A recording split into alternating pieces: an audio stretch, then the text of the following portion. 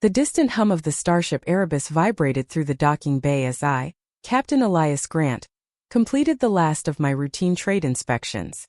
In a galaxy where commerce often blurred with the murky ethics of slavery and servitude, humans were considered surprisingly ethical, or at least notoriously independent.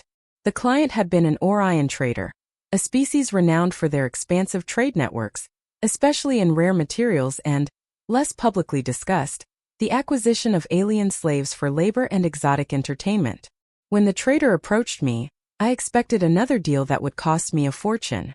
But instead he offered something peculiar, a young alien female, claiming she was surplus labor, and that I could take her as payment for a shipment of hypercrystals owed.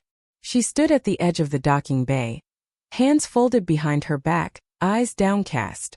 Her skin shimmered like burnished copper under the dock lights, and her hair was the color of moonlight on water, striking against the darker sheen of her skin. She was smaller than most of her species, barely 5 feet tall, and dressed in a simple gray tunic that betrayed nothing of wealth or status. I raised an eyebrow. "You're offering me this person, instead of cash?" The trader shrugged, an irritating mix of arrogance and casual menace. "She's unclaimed. She works. That's payment enough, right?" I paused. My instincts as a human merchant warned me of entanglement. Slavery was morally gray, even here. But pragmatism often overrode morality when resources were scarce. "Fine," I said, signing the transfer documents. "She's mine now." She remained silent during the transaction, her eyes flicking briefly toward me once before returning to the ground. I gave her a nod. "Elora, I'll call you. Follow me." Her movements were careful, deliberate, almost mechanical. As we walked back to my ship, I noticed subtle details that set her apart from ordinary laborers. A measured grace in her step, a careful precision in her gestures, and eyes that seemed to see everything yet reveal nothing. The first few weeks aboard the Erebus were uneventful. Elora adapted quickly, learning shipboard routines with uncanny speed. She maintained the engine room with meticulous care, organized the storerooms with an almost artistic sensibility, and even assisted in navigation calculations without prompting.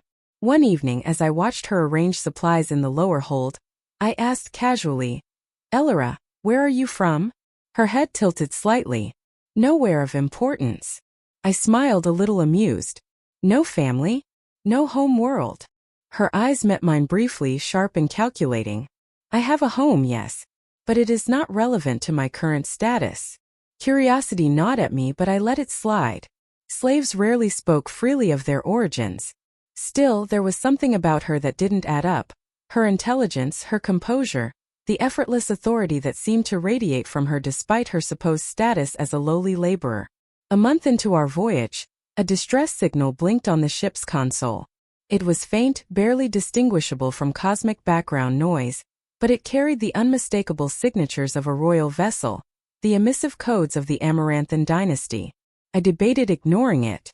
Interfering with royal matters was dangerous. Humans had little diplomatic leverage with alien empires. But Elora's expression changed subtly when she saw the signal. Her hand clenched briefly, and for the first time, I saw her emotions leak through the mask of obedience she always wore. "Captain," she said quietly, "that ship is in danger. I should go with you." I frowned. "You? You don't even know how to operate a combat ship." "I know enough," she replied, her voice firm. "Trust me." Against my better judgment, I agreed. Something told me her insistence wasn't mere compliance. It was necessity. We tracked the signal to a nebula, its swirling gases creating a kaleidoscope of reds and blues. There, a vessel larger than our Erebus floated disabled, caught in the gravitational turbulence of the nebula. As we drew closer, I realized it was a flagship, and its emblem matched the Amaranthan dynasty, one of the wealthiest and most influential empires in known space. I brought the Erebus alongside and initiated a tractor beam. Elora moved to the control panel beside me, fingers dancing over the interface with a fluency that stunned me. Systems online, shield stabilized, emergency communications patched through. The disabled ship responded instantly to her touch. "Elora," I said, astonished. "You know these systems?" "I am trained in all matters of statecraft," she said simply. "And technology." Her words hit me with the force of revelation. She wasn't just a slave. She was trained, educated, elite. We managed to stabilize the flagship, and through comms, a voice hailed us, authoritative, commanding, and unmistakably regal. "Who has come to interfere with our misfortune?" Ellora's demeanor changed instantly. She straightened, her voice now carrying a resonance of command. "Mother, it is me, Ellora. I am aboard with Captain Grant. He is assisting me." I froze. The slave I had taken as payment had just revealed herself to be a princess of one of the wealthiest empires in the galaxy. The communication line opened fully, revealing a figure draped in flowing robes of silver and gold. Her eyes were as sharp as Ellora's, her presence undeniable. "Ellora, you were supposed to remain in protective custody. How did a human gain access to you?" the Queen demanded, though her voice held the faintest edge of curiosity rather than anger. I swallowed hard, trying to hide my shock. She was assigned to me as compensation," I muttered, unsure if I should correct the phrasing. "I didn't know." "Compensation?" The Queen's eyebrow arched imperiously. "Captain Grant, you have acquired the heir of the Amaranthan dynasty as a payment?" "Yes," I admitted, wincing.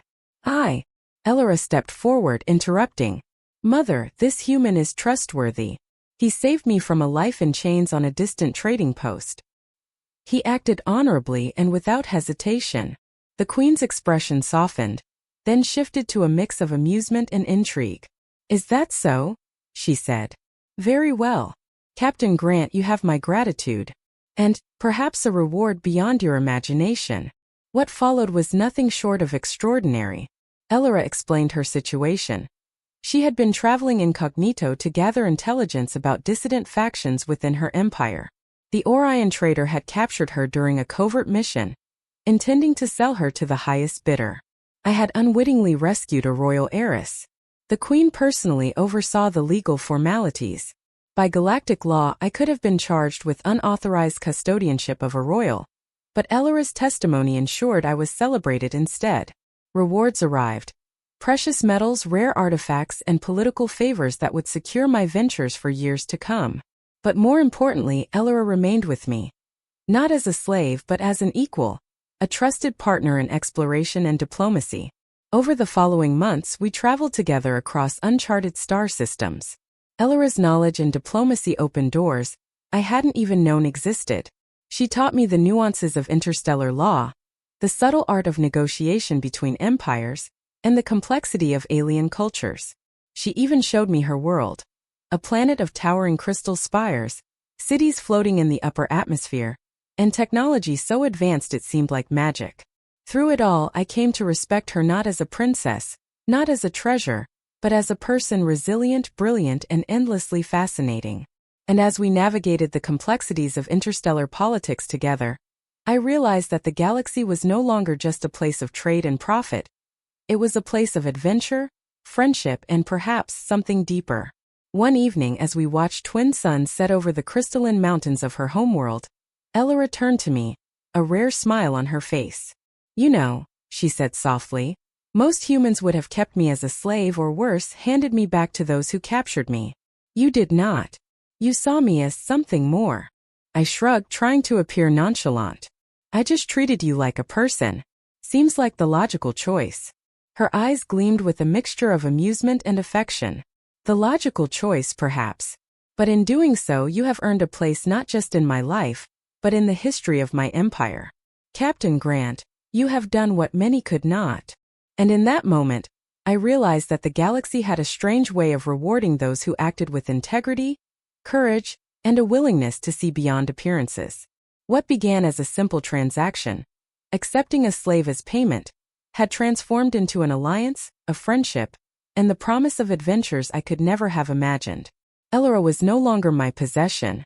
She was my partner, my guide, and in the vast reaches of space, a reminder that even in a galaxy rife with commerce, corruption, and conflict, humanity could still stand out.